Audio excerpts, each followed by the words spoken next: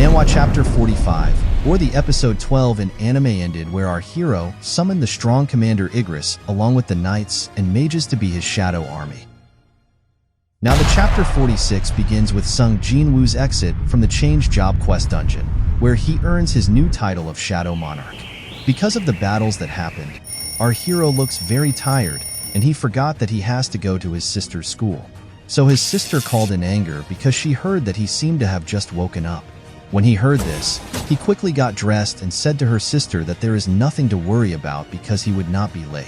Jin-woo thought about dressing better because he was going to meet his sister's teacher, and he needed to make a good impression on him.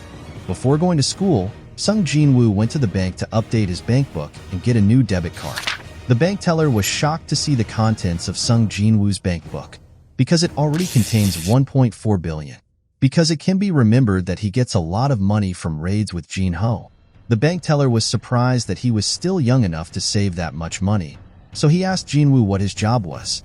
Jin-woo said that he was a hunter, so the teller thought that maybe his rank was high enough that he was making a lot of money. Not knowing Jin-woo is just an E-rank hunter. The scene switches to Jin-woo at school.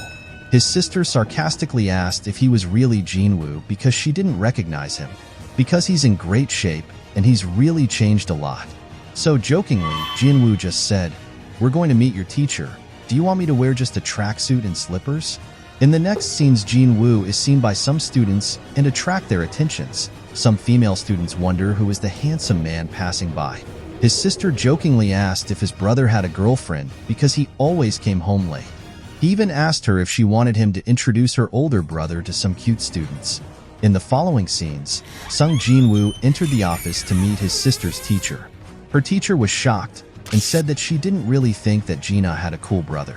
The teacher said that she had nothing to worry about because her sister's performance was very good. Suddenly, the teacher asked Sung Jin-woo that if given the chance, would he also let his sister become a hunter. Jin-woo answered quickly and seriously, no, because he knows how dangerous the job of being a hunter is. The reason why the teacher asked was because they heard about a student who wanted to quit studying and wanted to become a hunter. Because of this, he asked Jin-woo for a favor to convince him to quit being a hunter. Jin-woo agreed because he knows that being a hunter is really dangerous, especially the said student is rank E only or the lowest rank. Jin-woo knows that there is a high possibility that he will just die. The teacher that the student she is talking about is his sister's friend, named Han Song-yi. Sung Jin-woo was shocked by what he heard, because suddenly he remembered a female high school student who was in their raid team with Jin-ho.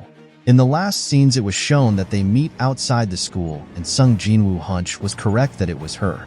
Chapter 47 begins with Sung Jin-woo and Han Song-yi talking outside the school. Jin-woo asks if kids can join hunter raids because Han Song-yi is only a high school student. Han Song-yi replies that there is no law forbidding it if a child is awakened. Jin-woo also asks if she has experience in raids. Han Song-yi asks back if Sung Jin-woo is the hunter that her teacher wanted to introduce her to. Jin-woo shows his cell phone and asks if the person in the picture is her friend. The one in the picture is Gina, his sister. After seeing it, Han Song-yi is asked if he is Gina's brother. She even says that she visited the hospital with Gina before but didn't see Jin-woo there. Han Song-yi says that now she knows why her teacher knew him. Jin-woo says at the same time that they're not really acquaintances.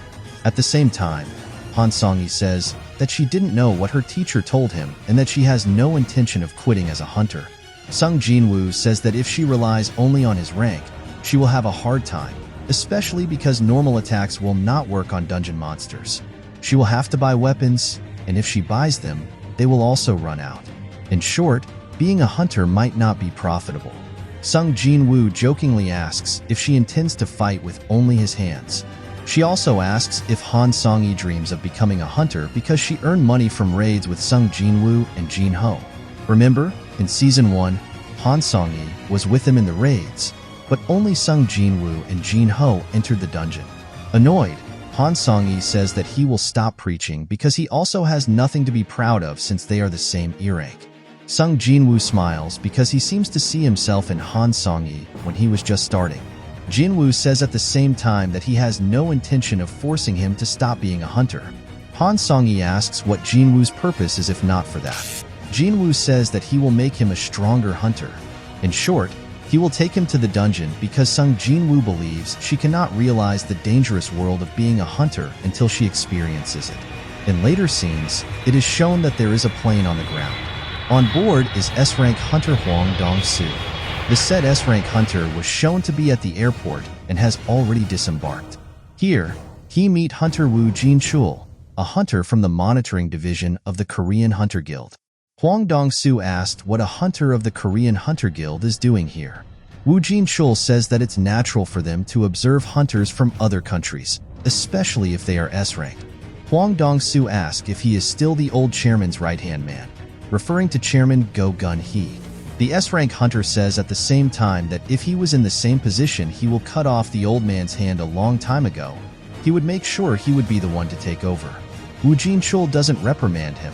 He just asks how long he has been in Korea. The S-rank hunter just smiles and says that he doesn't intend to stay long and that he was just going to finish some business. Woo Jin-chul asks if the business he is referring to is related to E-rank hunter Sung Jin-woo and D-rank hunter Yoo Jin-ho. When Hwang Dong-soo hears this, he gets angry and says, "As I expected from a member of the monitoring division," asking questions they already know. He asks him at the same time if he would stop it. Woo Jin-chul answers and says that he will still do his job if that happens. Hwang Dong-soo just smiles and pats Woo Jin-chul on the shoulder and says he wants him to be a member of his guild, and they will surely treat him better than the old chairman. But it's impossible for Woo Jin-chul to join his guild.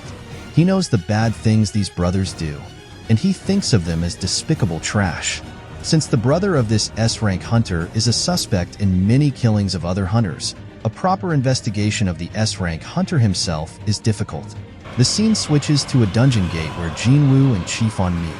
Chief-on is the chief of the 2nd Department Management of the White Tiger Guild. You might remember him from Season 1 when he wanted to recruit Sung Jin-woo to the guild. Chief-on was surprised when he received a call from Sung Jin-woo requesting to experience their training session for new recruits. Since Sung Jin-woo made the request, Chief-on didn't hesitate. Chief-on believed Sung Jin-woo was interested in their guild and might join them after seeing their training system. He proudly told the hunters with him that there was nothing to worry about as he had already explained everything. He said the area was deserted and the C-rank gate was perfect for a field trip. A hunter interrupted Chief-on's speech, telling him to stop talking and start because it was past 9 o'clock. He added that they weren't there for a picnic. Sung Jin-woo overheard this and asked who the man was. Chief-on explained that the hunter was an A-rank tank named Kim Chul, who was angry about accepting Jin-woo's request. The attack force entering the dungeon would be 1 A-rank, 7 B-ranks, and 4 C-ranks, totaling 12 people. Chief-on proudly stated that having so many hunters was overkill. Jin-woo worried that even joining with Han Song-yi wouldn't make a difference because the dungeon would be cleared too easily. However, Jin-woo also thought it might be a good opportunity to see the difference between herself and other hunters, as E-rank hunters were quite weak inside dungeons. Han Song-yi excitedly asked Jin-woo if they were going to enter the gate. Chief-on's assistant whispered to Jin-woo, suggesting he watch first instead of joining, as it might make clearing the dungeon easier. It can be seen in the scene that the two are about to enter the dungeon gate. After Jin-woo entered, he suddenly felt a sense of unease. Chief-on and his assistant were shocked by the sight. Something seemed terribly wrong with the gate. Jin-woo noticed a difference in the gate compared to before. A powerful, dangerous aura emanated from it. Suddenly, a surge of energy erupted from the gate, forcing Chief-on and his assistant to retreat. Jin-woo tried to escape, but the gate absorbed him. He yelled, urging Chief-on to call the main attack force immediately. This gate was dangerous. After Jin-woo was completely absorbed, Chief-on realized that even the main attack force wouldn't be enough. He had to call the guild master himself, S-rank hunter Baek Yoon-ho. Chief-on informed the guild master that a red gate, not a C-rank gate, had appeared during their mission. Chief-on explained the situation. After understanding what happened, the guild master decided he needed to go there immediately. The chapter opens with Woo Jin-chul driving S-rank hunter Hwang Dong-soo. Hwang Dong-soo comments that the car is nice, but Woo Jin-chul replies sarcastically that it's still not good enough for an S-rank hunter. Hwang Dong-soo arrogantly say it is much better for him to run, even though they're already traveling at 90 kilometers per hour. Hwang Dong-soo asks Woo Jin-chul about his brother's funeral. Wu Jinchul explains that the body hasn't been recovered and the funeral was private. He then asks if Huang Dongsu would like to visit the mortuary. Huang Dongsu arrogantly states that he doesn't care about the dead and is only interested in the scraps left behind by his brother, referring to Sung Jinwoo and Jinho. When Wu Jinchul asks where Huang Dongsu wants to go, the S-rank hunter replies that he wants to go to a dungeon because weak hunters are sure to be found on dungeon, he added. Wu Jinchul wonders how Huang Dongsu can identify the location of them among the many dungeon gates in Korea. Huang Dongsu checks his cell phone and reveals that he can see Sung Jinwoo's location as if it has tracking. Wu Jinchul points out that the rules inside and outside the dungeon are different. Huang Dongsu becomes angry and says he doesn't care if he wants to bury them, implying his intention to kill Jinwoo and Jinho. Wu Jinchul just confirms this with a yes. The scene shifts inside the dungeon, which doesn't resemble a typical dungeon. Snow and an icy environment dominate the landscape. This is why other hunters wonder why it's different from dungeons they've entered before. They also question the disappearance of the gate. Sung Jinwoo observes the scene and thinks nothing seems unusual.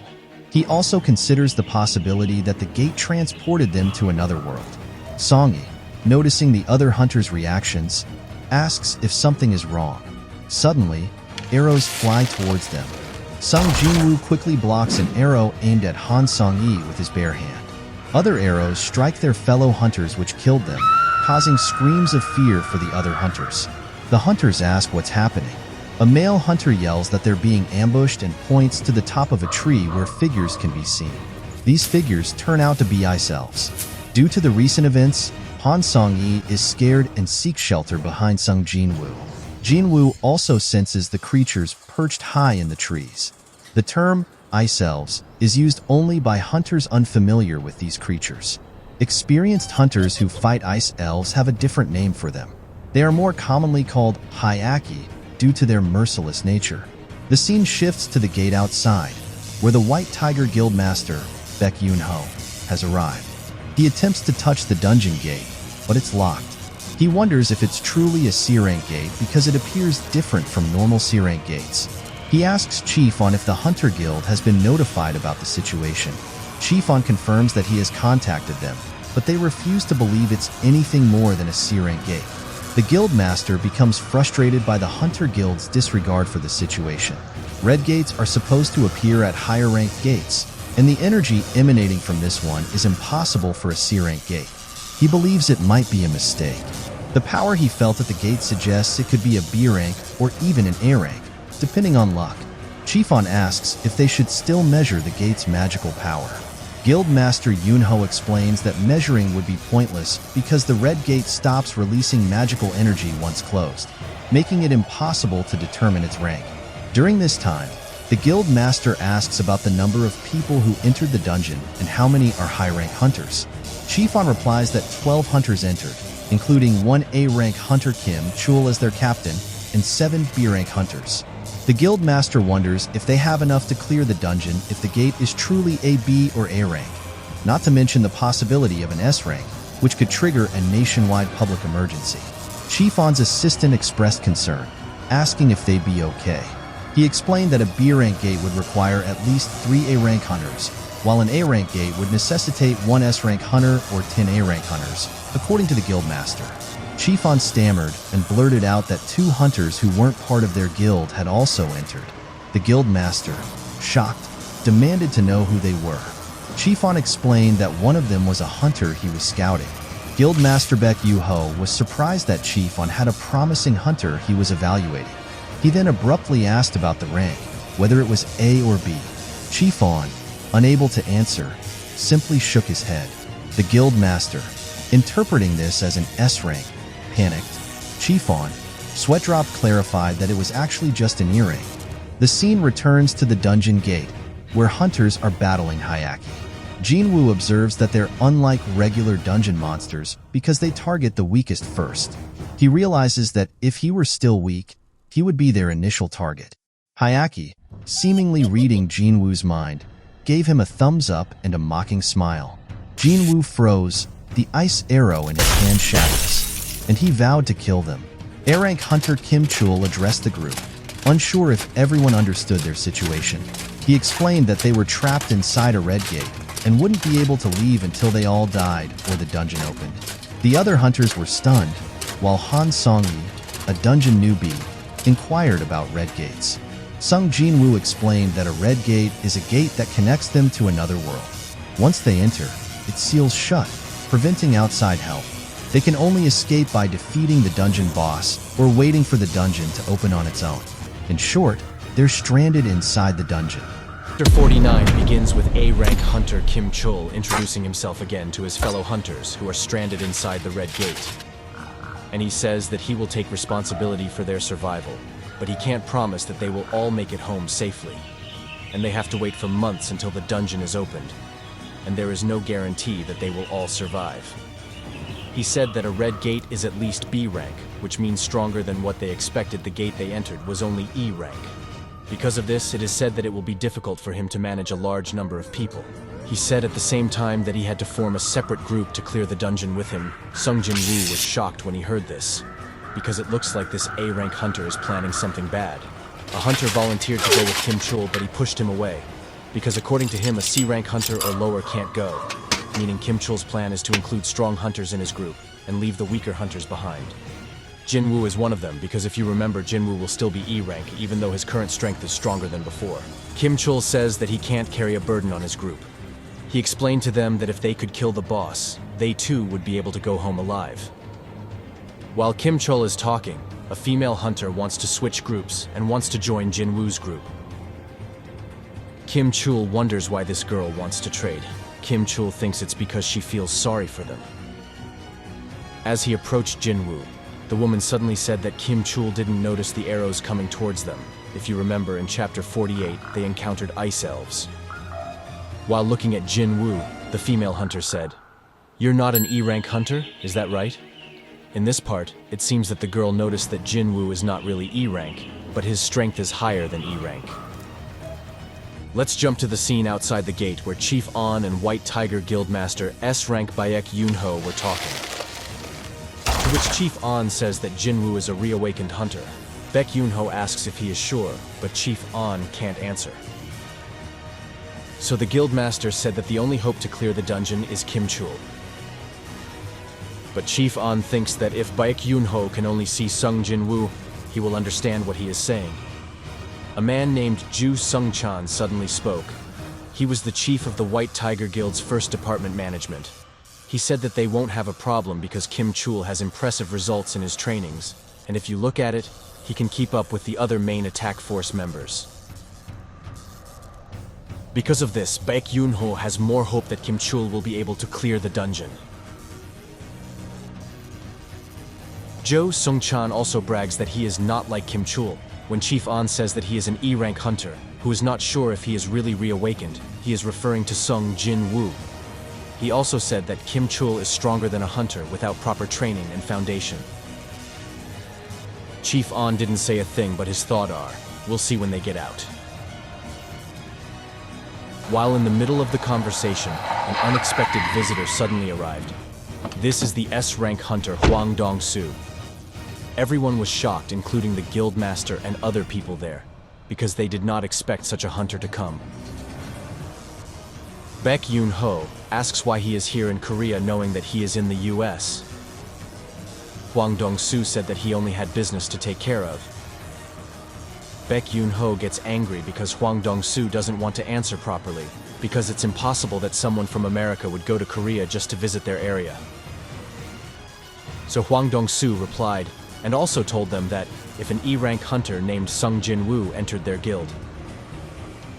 If you remember that Hwang Dong-soo is looking for Sung Jin-woo because of the incident of his brother's death.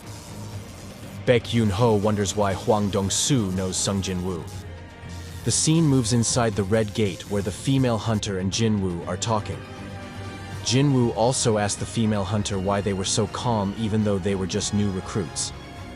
The female hunter said that because they are trained that anything can happen inside the dungeon. Especially Kim Chul, who still has special training, and is destined to join the White Tiger's main attack force.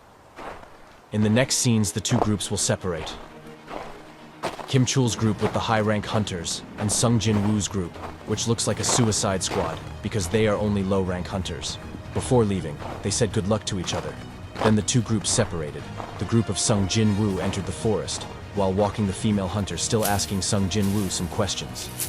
The female hunter has in mind that Sung Jin Woo is not only E rank, but A rank or higher. The scene cuts to Kim Chul's other group, where they see bear claw marks on the trees, saying at the same time that Jin Woo's group should have waited, because the forest they entered was a territory of ice bears, and they can just die there.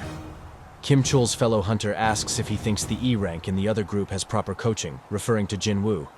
Kim Chul said at the same time that he is not only E rank, but he feels that he is even higher. Kim Chul was surprised because there were so many C ranks and B ranks in the other group. He thought that Jin Woo was their leader, maybe because he can feel the strength of our main character presence. Kim Chul just said, "Anyway, they will all die."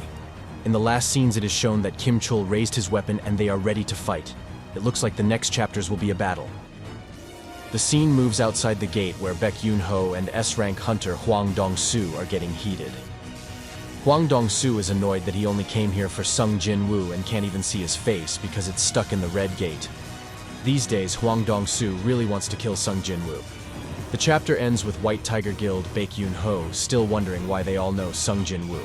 Chapter 50 throws us right into the heart of the battle. Kim Chul's group encounters ferocious ice bears. An ice bear charges, but Kim Chul blocks its attack with his massive shield. The bear's claws break upon impact, which make the it growls in pain. Kim Chul finishes it off with a powerful axe swing. His companions are in awe.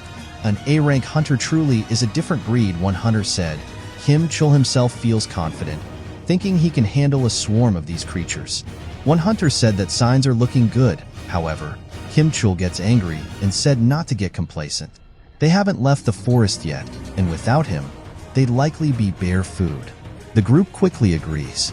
Meanwhile, Jin Woo's group reaches a halt. Hunter Park warns him they can't go any further, because she notices claw marks on a tree, a sign they're approaching ice bear territory. She suggests staying put, and there is a large possibility they will encounter ice bears if they will still proceed. Meanwhile, Sung Jin Woo still continued to walk inside the forest, which makes Hunter Park angry. Sung Jin Woo replied that entering the forest is much better because he prefers fighting ice bears rather than ice elves. The female hunter, realizing the logic, wonders why she hadn't thought of that. Jin Woo asks if she is not feeling cold in her outfit. Then suddenly he surprises them further by pulling out warm clothes from his inventory. Spatial magic. They are stunned. This skill is supposed to be limited to 1 or 2 items at most, the other hunter said. The female hunter, Han Song-yi, blurts out a question. Jin Woo assures them he'll protect them, but asks them not to pry any further. Suddenly, a giant ice bear appears. Panic sets in. The female hunter suggests a distraction, but Jin Woo intervenes, pulling the female hunter to back out. He declares he'll handle it alone. This encounter is crucial for his growth. He switches his title from the one who overcame adversity to Wolf Slayer, gaining a 40% stat boost against beast-type monsters. The ice bear lunges, but Jin Woo effortlessly dodges and delivers a one powerful blow, sending the bear crashing down with a shockwave. All the hunters are speechless, thinking who is really this hunter and why he is so strong for an E-rank. The scene cuts back outside the gate, where the 2 S-rank hunters are still locked in conversation. Baek Yoon-ho asks Hwang Dong-soo his true motives for wanting to see Jin Woo. The S-rank hunter replies with a nonchalant shrug, claiming it's just for entertainment. Baek warns him of the unpredictable dungeon environment, a scorching desert, a poisonous jungle, or a frigid wasteland. The chance of survival is slim. Hwang Dong-soo grows impatient, eager to see Jin Woo. Meanwhile, inside the dungeon, Woo Jin-chul believes Jin Woo is lucky to be trapped. Even an S-rank hunter can't enter the red gate. That is, if he even survives. Back in the dungeon, Jin Woo's group enjoys a cooked bear meal and a friendly chat. Song-yi asks about Jin-ah's studies. Jin Woo replies that Jin-ah just sleeps and eats fried chicken when he's home, and he can't believe also her sister is doing well in school. The other hunters discuss the decrease in ice bear attacks, crediting it to their captain. They're amazed that he killed one with a single blow. Suddenly, Jinwoo stands up, announcing he needs to exercise after eating. The female hunter can't believe it. Who exercises in a dangerous Red Gate dungeon? Jinwoo simply thinks he'll get penalized for missing his routine. The others find him quite strange. Jinwoo went upstairs to exercise, but boredom soon set in. He decided to go hunting. He was greeted by a large number of ice bears with glowing eyes. Jinwoo counted the ice bears. That's almost the same number. He was referring to his shadow army. Black shadows appear behind Sung Jinwoo. "This is your first mission, you know, right?" Jinwoo asked. The chapter ends with Sung Jinwoo's shadow army poised for battle. Chapter 51 opens with the battle between Sung Jinwoo's shadow soldiers and the ice bears raged on. The soldiers, however, showed no concern for the weaker ice bears. One ice bear was easily sliced apart by a sword of a shadow soldier, while another bear was skewered by another soldier in a swift motion. Then the shadow mages entered also the scene. They unleashed a barrage of powerful magic firepower that even Jinwoo found impressive. It far exceeded his expectations, and the shadow's regeneration was almost on par with immortality, although it did consume a significant amount of mana. Suddenly, the leader of the ice bears emerged. It dwarfed the others in size. This colossal ice bear easily wiped out Jinwoo's shadow army. Unfazed, Jinwoo summoned his strongest shadow, Igris. Igris stood tall, his sword held high, facing the colossal ice bear. He launched a flurry of attacks, leaving the bear with numerous wounds on its arm. The ice bear retaliated with a swipe of its massive claw, but Igris' speed was too much. Before the bear realized it, Igris was already upon him, his sword piercing deep into its body. Simultaneously, Igris unleashed powerful attack at Barefoot, powerful slash. Jinwoo watched in awe at the strength of his shadow. In the next scene, the bear lay motionless, its only response a continuous, agonizing scream. Igris delivered the final blow, severing the bear's head. He then walked back to Jinwoo, holding the head aloft. A thought struck Jinwoo. He realized that if Igris had used his sword during their earlier fight, things might have been different. Jinwoo suspected that in this state, Igris rivaled, or perhaps even surpassed him in terms of power. He then knelt before Jinwoo, his stance conveying the message that his master's orders had been completed. For his victory, Jinwoo leveled up to level 52. After the battle, he extracted the dead ice bears, including their leader, to add in his shadow army. 3 hours had passed outside the dungeon, which equated to 3 days inside.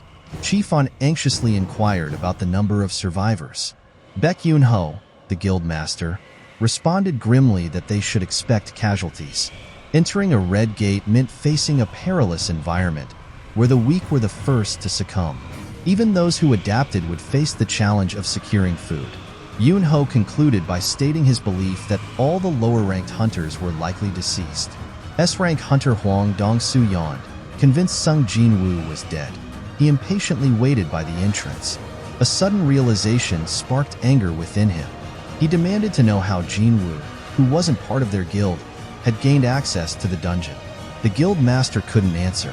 However, Chief On intervened and said that he had known Jinwoo for a long time. He revealed that Jinwoo had asked him to participate in a C-rank raid, surprising the guild master. He wondered why On was defending Jinwoo and how an S-rank hunter from another country knew Jinwoo. Dong-soo, enraged, grabbed On by the throat, accusing them of hiding something. Before things could escalate, the guild master intervened, demanding Dong-soo release his employee. A tense standoff ensued between the two S-rank hunters, threatening to erupt into chaos. Back within the dungeon, Kim Chul's group lay defeated by a pack of Yetis. Despair overwhelmed Kim Chul as he witnessed the slow deaths of his comrades. He thought that if it were just a food shortage, they might have stood a chance. Suddenly, a group of Hyakis emerged from the shadows, their presence striking fear into the hearts of the remaining hunters. One hunter desperately cried for help, followed by a small sword piercing his body. Kim Chul's fear intensified as a Hyaki stood menacingly before him. The A-rank hunter, overwhelmed by terror, ran for his life. The final scene showed a powerful Hyaki mounted on a horse. Is this a symbol of the impending chaos? The scene opens with A-rank hunter Kim Chul running into the forest, cold and hungry after escaping the Hyaki. He's struck by a sudden realization that there are no ice bears. Since the forest is an ice bear territory, it must be plentiful inside. But now they're all dead. Kim Chul contemplates the possibility that Sung Jinwoo's group did it, but he also thinks they lack the power to kill the ice bears. This leaves the Hyaki as the only other possibility, which strikes fear into him again. He realizes they're still lurking in the forest, and he breaks into a run. The scene cuts to outside the dungeon, where two S-rank hunters are about to clash. Their powerful auras emanate outwards. Chief Ons and his assistant rushes away to avoid being caught in the impending battle. The S-rank hunters unleash devastating blows, creating a powerful shockwave. Just as their attacks connect, they're both surprised by a sudden halt. S-rank hunter Wu Jinchul stands between them, with bare hands stopping their combined force. He admits that if their power hadn't been weakened, his hand wouldn't have withstood the impact. Wu Jinchul reveals he initially suspected Jinwoo of reawakening, but tests confirmed Jinwoo's E-rank status. Chief On is bewildered, because he witnessed Jinwoo's true power firsthand. Wu Jinchul argues against Huang Dongsu's claim that Jinwoo couldn't have wiped out the attack force. This leads Huang Dongsu to suspect Eugene Architecture, Jin Ho's father's guild. Wu Jinchul dismisses the accusation and that there is no need to be obsessed with Jinwoo. Huang Dongsu's expression darkens, hinting that it might just be using this as an excuse to eliminate someone. Disgruntled, the S-rank hunter loses his appetite and decides to leave. He glances back at the others, wondering if this is their first time witnessing an S-rank hunter fight. Meanwhile, Chief On remains convinced because he knows Jinwoo's abilities better than anyone. The scene shifts back inside the dungeon where Jinwoo's group is chatting cheerfully. Suddenly, a haggard hunter Kim Chul appears. He's astonished to find them alive and well-equipped. This infuriates him, suspecting they stole the supplies. Kim Chul angrily accuses them, blaming them for his attack force's demise due to lack of food and equipment. Remembering Jinwoo's instructions about secrecy, the group remains silent. Kim Chul interprets their silence as guilt and threatens to consider them all as accomplices. He starts a countdown, but when no response comes, he draws his sword. He suddenly sees Hunter Park and suspects her as the mastermind because she decided to leave Kim Chul group and decide to go to Jinwoo group. Jinwoo emerged behind Kim Chul, shoved his head to the ground, and declared that Kim Chul was the first to decide to abandon the group, leaving them to die. He also revealed that he brought also dead weight, implying that the Hyaki followed Kim Chul, which Sung Jinwoo had noticed. Jinwoo instructs them to remove their stealth because it makes no sense since he can still sense their powerful aura. Then, around 20 Hyaki emerge from the shadows. The Hyaki leader said that one of their members acknowledges a strong hunter among them, referring to Jinwoo. Jinwoo shocks everyone, including the leader, by understanding their language and retorts. The Hyaki leader tries to introduce another Hyaki, whom Jinwoo already knows because he encountered them earlier when they entered the dungeon. Jinwoo promises to kill them once they encounter each other again. Seeing the Hyaki leader still talking, Jinwoo swiftly decapitates the other Hyaki. The remaining leader pauses in shock, then offers a chilling smile, seemingly amused by Jinwoo. Chapter 53 began with Jinwoo immediately attacking the Hyaki leader. Despite being on horseback, the leader easily blocked Jinwoo's attack, making Jinwoo anticipate a difficult challenge. Unexpectedly, the Hyaki leader spoke, questioning Jinwoo's association with humans despite not being one himself. When Jinwoo asked what the leader was talking about, he only laughed and implied that Jinwoo should be aware of their nature. The Hyaki claimed to be driven by a voice commanding them to kill humans. Jinwoo recognized similarities between this and the system's orders to him. The Hyaki then proposed a truce, suggesting that Jinwoo surrender his comrades in exchange for his life. Jinwoo's expression turned serious as he questioned the Hyaki's origins and motives. Ignored, he firmly rejected the proposal. The Hyaki arrogantly boasted about their numbers, but Jinwoo surprised everyone by summoning his shadow monsters. The Hyaki leader, undeterred, claimed this was merely a trick. A fierce battle ensued between the Hyaki and Jinwoo's shadow army, forcing Jinwoo's companions to retreat. Despite his numerical advantage, Jinwoo realized the sustainability of his shadow army was questionable, as the Hyakki leader's immense power posed a significant threat. Jinwoo concluded that he would need an even stronger soldier to create a formidable shadow army. His gaze fell upon the injured Kim Chul. Then Jinwoo kicked a sword on the ground towards Kim Chul. The Hyakki leader introduced himself as Baruka. In the ensuing chaos, Jinwoo attempted to strike Baruka with a dagger but was blocked. He followed up with a Dominator touch, only to be met with another block. A powerful kick to Jinwoo's stomach which temporarily incapacitated him. Excited by the challenge, Baruka vowed to continue the fight. Jinwoo created a diversion with a massive fire by his wizards to buy time.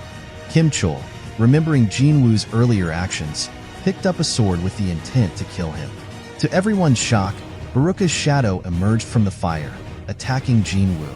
Just as Kim Chul was about to strike, Jinwoo revealed his foresight. Having anticipated Kim Chul's betrayal, summoning Igris, he ordered the creature to stab Kim Chul. Betrayed, Kim Chul could only watch in disbelief as Jinwoo concluded the chapter with the word, "Arise." Chapter 54 begins with Baruka attacking Jinwoo. As Baruka closes in, Igris suddenly appears and tries to stop him and slash with his sword, but Baruka easily dodges it. While fighting Baruka, Igris creates an opening for Jinwoo to summon Kim Chul. Jinwoo insists on using the word "arise" to summon Kim Chul as his shadow, and it succeeds. A large shadow appears, surprising Jinwoo, and it seems to have grown compared to Kim Chul's original height. The system then asks for a name for this shadow, and Jinwoo names it Iron. Meanwhile, Igris struggles against Baruka and going to attack Jinwoo, while saying a lone soldier cannot defeat him. Jinwoo replies that he knows this, and at the same time, Iron unleashes a skill called Taunting Cry, affecting Baruka and provoking him to attack. Baruka attacks, but Iron easily splits the attack with his large shield. Baruka arrogantly states that Jinwoo's new soldier is slow and can't defeat him. Jinwoo responds by suggesting they fight together as a group of 3. Jinwoo's fellow hunters are amazed by what they see, and Han Song-yi asks if hunters really fight like this.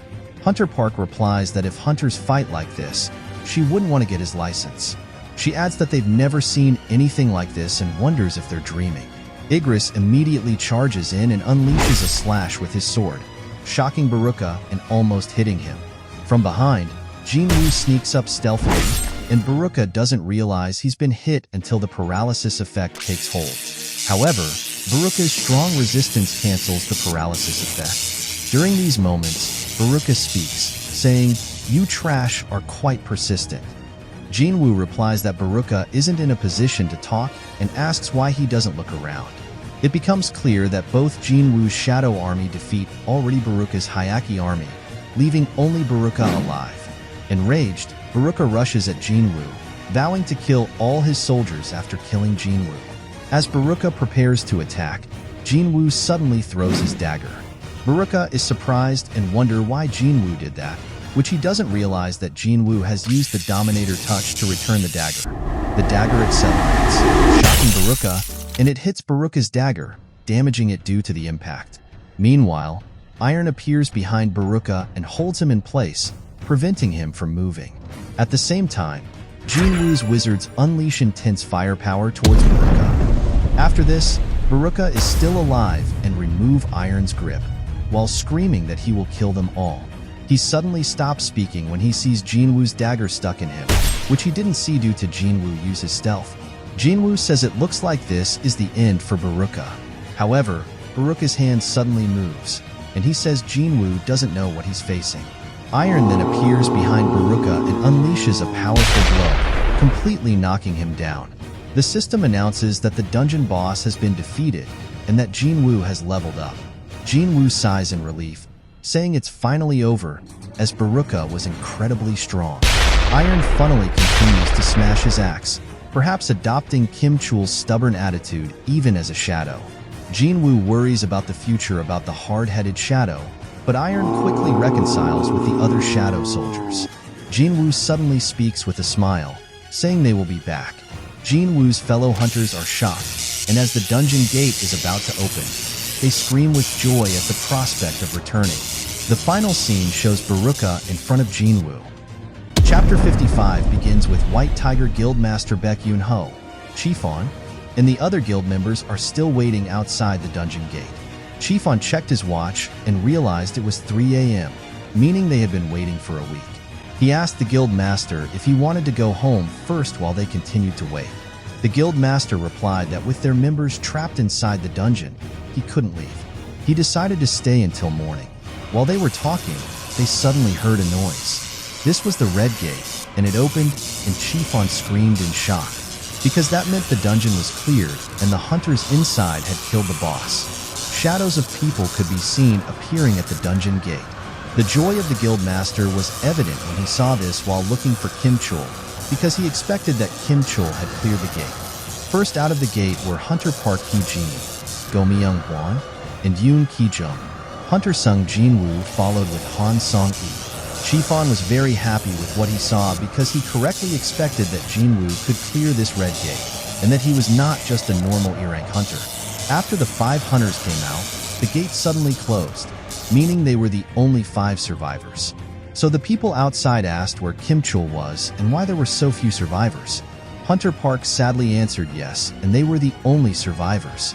The guild master was shocked by what he saw because the only survivors were low-rank hunters, and there wasn't even a single A-rank or B-rank. So it made him wonder what had happened inside. As Hunter Sung Jinwoo passed in front of him, he was about to deliver Han Song-yi home. Baek Yun-ho grabbed Sung Jinwoo by the shoulder to stop him from leaving. But Jinwoo removed his hand and continued to leave because he was still tired, and said that if he wanted to ask questions, he could ask her guild members. Because of this, Baek Yun-ho got angry and pulled Jinwoo's clothes and said he is Baek Yun-ho, the guild master of the White Tiger Guild, saying at the same time that he is asking is as a request but an order, or maybe a threat. Because they lost 9 members, and because he was the guild master, he had the right to ask. Sung Jinwoo fearlessly replied, "So what? I saved 3 of your members. After all, if you are the master, you have to thank me first," Jinwoo said seriously. An intense eye contact happened because the two were getting heated. But the guild master realized that he was the one in the wrong, and he apologized to Jinwoo for what he said. In the next scenes, Jinwoo and Han Song-yi could be seen getting into the car to leave and go home. At the same time, the remaining guild master asked Hunter Park, who was one of the survivors, who that E-rank hunter really was and why he was so hot-headed. Hunter Park said that he wasn't sure either, because after he killed the boss, he screamed 3 times at his corpse, and that's how annoyed he was. Suddenly, Chiefon spoke and said that maybe he was just tired and that he was not a bad person. The guild master replied that that was not the problem. The problem was why he hadn't recruited him yet. At that time, Baek Yun-ho thought that Jinwoo was just that confident in front of him, and he knew that he was also strong. So he ordered Chiefon to speed up the recruitment of Jinwoo. Chiefon replied that he would do his best, and the guild master said that he would give his full support as long as he made sure that Jinwoo was admitted to their guild. Chiefon answered with an understood smile. The scene moved to Jinwoo's car on his way home, looking very tired as well. He was wondering why he failed to summon Baruka. He thought that maybe it was because of the difference in their strength. But he was also glad, and he got a new item, Baruka's dagger, which also had an additional effect on his stats. The car stopped in front of Han Song-yi's house. Han Song-yi came down and said, "Get home safe." And Jinwoo said, "You did well." And before Jinwoo left, Han Song-yi suddenly spoke and called Jinwoo Appa, and he thanked her and blushed and said, "See you later." As Song-yi ran, Jinwoo wondered what she meant with later. Jinwoo looked at the clock, and it was almost dawn. At this moment, he was thinking going back to the raid with Jin-ho. It was morning, and the scene shifted to the front of Jinwoo's house, and Jin-ho was there. Jinwoo wondered how Jin-ho was riding in a cab in an armor suit. The two got into the car, and Jinwoo said they still need to pick up someone. At the same time, Jinwoo was talking to Han Song-yi on the cell phone and said that they were close and would pick her up. Jin-ho wondered who Jinwoo was talking to because he didn't really know the girl, and if she had her phone number and talked casually, it was possible that they had a relationship. So Jin-ho asked if he needed to call Song-yi, sister-in-law. Jinwoo wondered and said that Song-yi was just a friend of her sister. They were surprised when Song-yi didn't wear her usual hoodie. Instead, She wore a cute dress that suited her. At the same time, she said good morning to Sung Jin-woo, who was also called Appa. She also said good morning to Jin-ho. While they were riding in the car, Sung Jin-woo and Han Song-yi talked, where Jin-woo asked if Song-yi had slept last night. Han Song-yi replied that she didn't. So Jin-woo said that maybe she was still tired and she should take a rest in the car. Because of what Jin-ho heard, he was shocked and thought that something had happened between the two. So he asked Jin-woo and he said that Han Song-yi was a minor. Jin-woo answered yes and asked why he asked. Jin-ho just answered, never mind, and thought that maybe Jin-woo was not normal and he should not interfere with his standards. The chapter ended where they were shown going to their new mission, and this was the last episode of the Red Gate arc. Look out for the next arc, which will start from chapter 56 to chapter 61, titled Demon Castle Arc, where Jin-woo ventures into a system-created demon castle to find a potion to heal his mother.